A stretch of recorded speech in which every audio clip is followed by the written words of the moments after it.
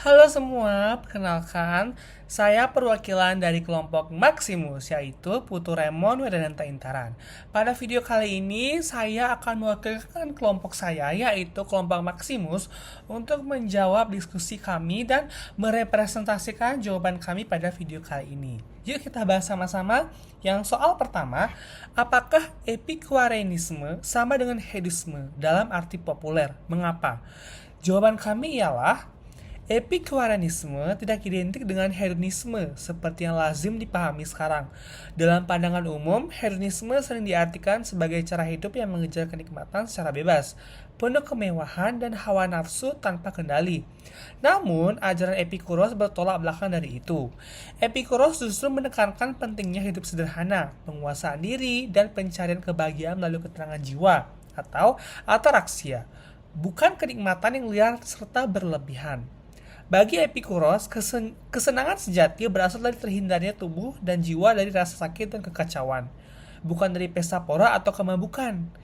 Kesalahpahaman terhadap ajaran ini sudah terjadi sejak zaman dahulu karena distorsi oleh para penitiknya. Lanjut soal yang kedua, apakah kenikmatan tanpa batas itu nikmat dan mengapa? Jawaban kami ialah kenikmatan yang tidak mengenal batas justru bisa berbalik menjadi penderitaan. Menurut Epikuros, tidak semua kesenangan layak dikejar. Jika suatu kenikmatan justru menimbulkan ketidakteraturan, penderitaan baru, atau kerugian jangka panjang, maka kenikmatan itu sebaiknya dihindari. Kebahagiaan yang sejati justru terletak pada kemampuan menyeleksi kenikmatan secara bijak dan menerima keterbatasan hidup. Bahkan dalam beberapa situasi, rasa sakit bisa dipilih bila ia membawa manfaat dan ketenangan yang lebih besar di kemudian hari. Jadi kenikmatan tidak bisa dilihat dari banyaknya, tetapi dari dampaknya terhadap kehidupan jiwa dan raga. Lanjut nih soal yang ketiga. Apakah Epikuros mengatasi rasa takut mati dengan cara merenungkan keabadian jiwa? Jelaskan.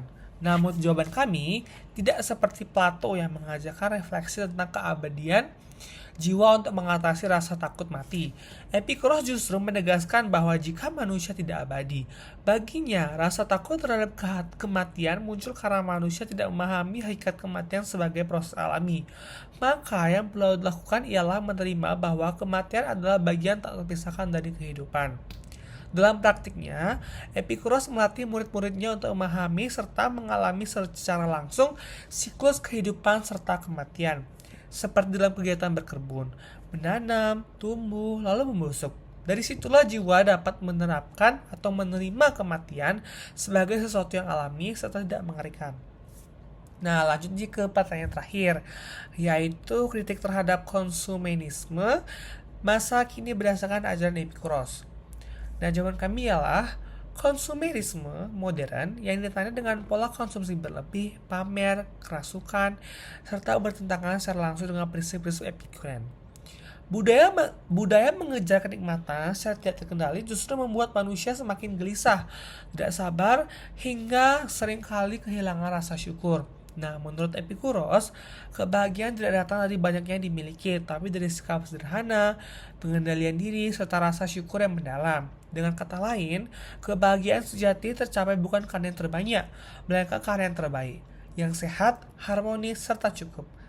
Gaya hidup konsumtif masa kini malah menunjukkan ketiadaan kebijaksanaan serta ketenangan batin, dan semakin menjauhkan manusia dari kebahagiaan utuh.